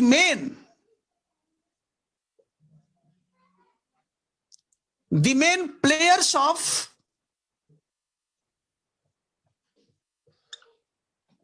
Indian socio-religious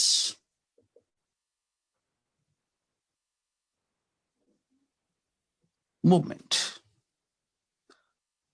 अगला पॉइंट है the main players of Indian social religious movement, यानी कि भारतीय समाज और धर्म सुधार आंदोलन में भूमिका निभाने वाले लोग, इसका हिंदी हुआ भूमिका निभाने वाले लोग, प्लेयर्स। कौन कौन से प्ले करता है इसमें? एक प्लेयर है बच्चों ब्रिटिश सरकार, एक प्लेयर्स ब्रिटिश सरकार है। दूसरा प्लेयर है इसमें क्रिश्चियन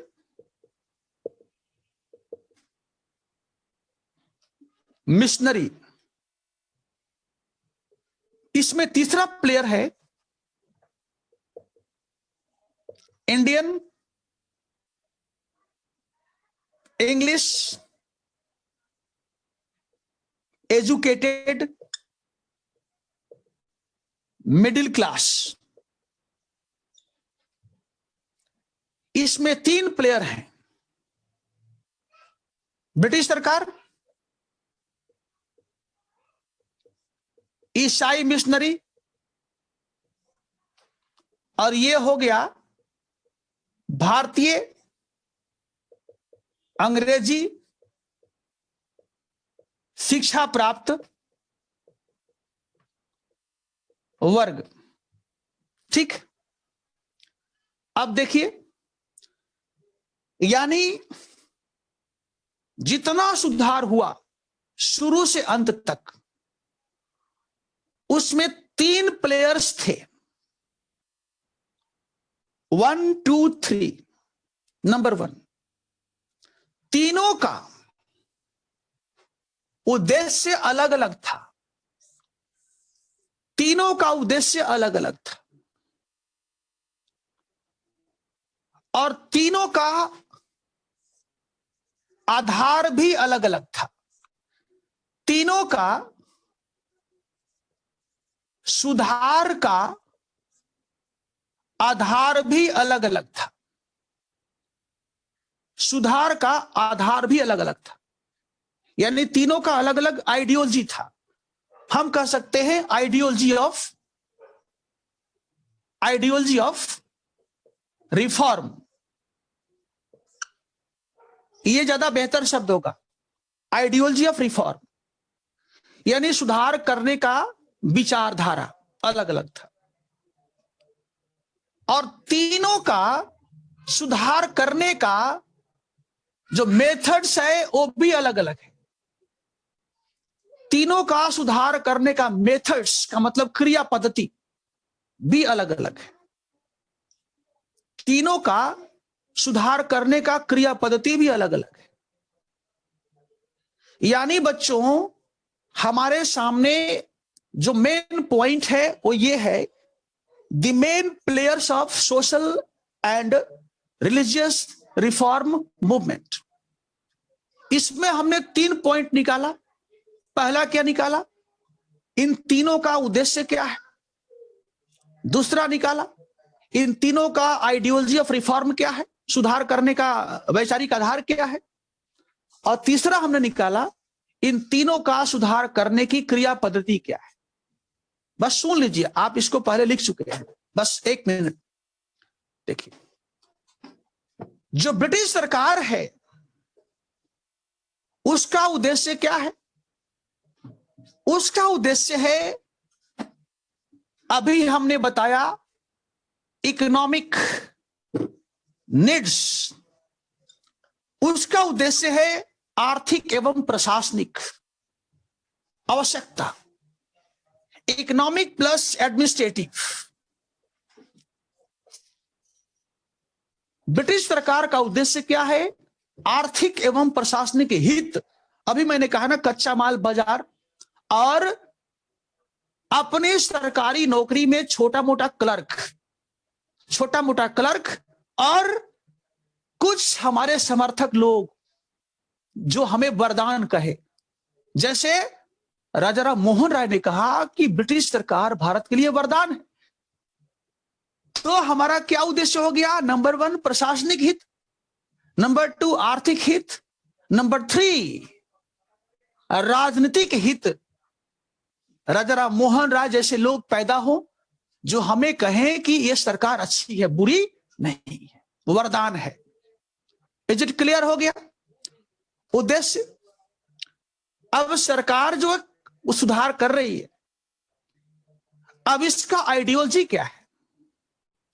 इसका आइडियोलॉजी है उपयोगितावाद। इसका आइडियोलॉजी क्या है, उपयोगितावाद है। मैंने बताया उपयोगितावाद means to ensure happiness to the maximum people. अधिक से अधिक लोगों को कल्याण करना चाहते हैं।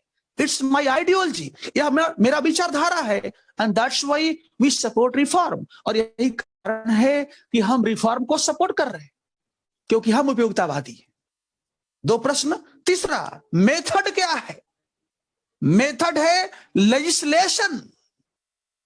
इसका मेथड क्या है, लेजिस्लेशन। इसका मेथड क्या है बच्चों, लेजिस्लेशन।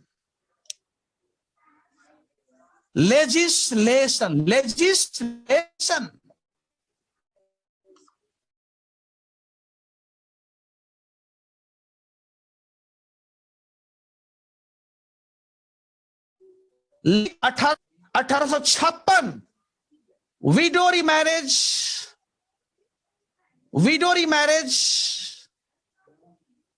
परमिटेड।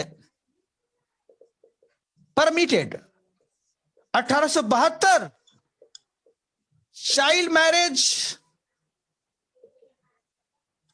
बैन।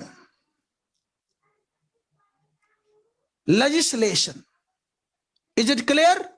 ठीक है, राइट।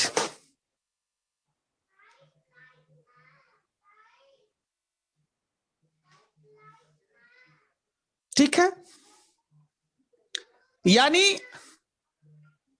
इनका तरीका क्या है, कानून पारित करना, अधिनियम पारित करना। कैसे कैसे 1829 में सती प्रथा को समाप्त कर दिया। 1856 में विधवा पुनर्विवाह पर रोक लगा दिया, रोक को समाप्त कर दिया। और 1872 में चाइल्ड मैरिज को समाप्त कर दिया। यह हुआ ब्रिटिश सरकार की कार्य पद्धति। अब कल के क्लास में हम चर्चा करेंगे ईसाई मिशनरियों प्लस भारतीय अंग्रेजी शिक्षा प्राप्त वर्ग। ठीक है, देखिए ध्यान दीजिएगा, आपने एक चीज नोटिस किया होगा कि जो भी हम टॉपिक पर चर्चा कर रहे हैं उसके मेन जो मुख्य बिंदु है उसको हमने नोट कर दिया आपके सामने। उस बिंदु के अंदर क्या क्या चीज हो सकता है उसको हम लोग बोर्ड के माध्यम से डिस्प्ले कर रहे हैं, पढ़ रहे हैं। ठीक है, इसका दो फायदा होगा। पहला फायदा कि जो मुख्य बातें हैं वो तो आप नोट कर लिए, और फिर उन मुख्य बातों पर जब हम लोग चर्चा करते हैं तो उसको भी आप नोट कर लेते हैं। तो उसका फायदा यह हुआ कि आपने समझ भी लिया और लिख भी लिया। ठीक है, यदि हम लोग केवल बड़े बड़े नोट्स बनाते जाएं तो जिन प्रश्नों का हमने अभी जिक्र किया है उनका उत्तर देना संभव नहीं होगा। कारण कि नोट्स अपने आप में सीमित होता है। नोट्स कभी प्रश्न को क्रिएट नहीं करता है, वह एक धारा में बह रहा है। और बाजार में बहुत नोट्स उपलब्ध है। आप आइए दिल्ली मुखर्जी नगर देखिए, आपको पैदल चलने में समस्या हो सकती है, इतना नोट्स पड़ा हुआ है जमीन पर, कोई पूछने वाला नहीं। इसलिए इस तरीका से हम लोग आगे बढ़ेंगे, ध्यान देना। और जहां तक नोट्स की बात है तो नोट्स आपको हम देंगे, आप इसके लिए चिंता मत कीजिए। ठीक है, फोटोकॉपी हम आपको भेज देंगे, जितना इच्छा उससे पढ़ लीजिएगा। लेकिन यह सबसे कारगर है, इस बात को ध्यान देना है। ठीक है, क्योंकि समझना सबसे कठिन काम होता है, नोट्स बनाना तो बहुत सारा, लेकिन एक बार समझ में आ गया, ध्यान दीजिएगा, एक बार समझ में आ गया आपके दिमाग में और आपके पास लिखने की क्षमता है तो फिर परीक्षा आसान हो जाती है। ओके बच्चों, गॉड ब्लेस यू। ओके, कब देंगे उजाला? बस इस सप्ताह में नोट्स तुमको मिल जाएगा। इस सप्ताह में नोट्स मिल जाएगा। ठीक है, तो चलो बच्चों, एंजॉय योरसेल्फ। हम लोग कल मिलते हैं। अब बी हैप्पी, डोंट वरी, चिंता मत करो। ठीक है ना, जब तुम्हारा सारथी मेरे जैसा है तो चिंता करने की जरूरत नहीं है। ठीक है, तो चलो हम लोग कल मिलते हैं। Okay, thank you, God bless you, have a nice day.